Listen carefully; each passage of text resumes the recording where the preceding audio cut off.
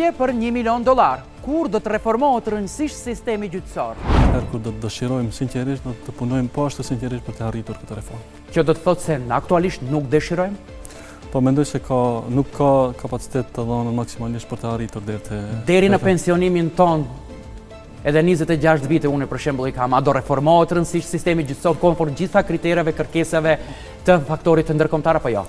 Po unë shpresoj se do të arritet. Si mund të flasim për hakikat drejtësi kur besimi i plot i qytetarëve në gjyqësor është vetëm 2%? Ndoshta edhe ne personalisht vetes tonë nuk i besojmë tërësisht në situatat të caktuara, por atë nuk mund të merret si parametër bazë kjo për mbajtjen e besimit të gjyqësorit. A i dëgjon dikush shqetësimet e faktorit të ndërkombëtar për gjyqësorin ton?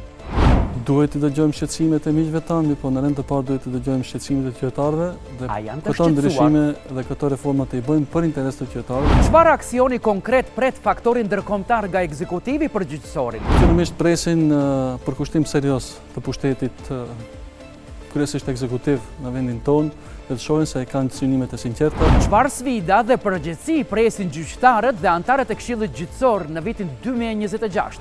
Sfidat do të mbetin të njëjta, të punojnë më tepër, të përkushtojnë më tepër, ta ngrisin zërin më tepër deri te faktori relevant në vend e prapë po e them ata deri te pushteti ekzekutiv që ta lënë të marrë frymë lirshëm gjyqësori, ta lënë të menaxhojë buxhetin lirshëm.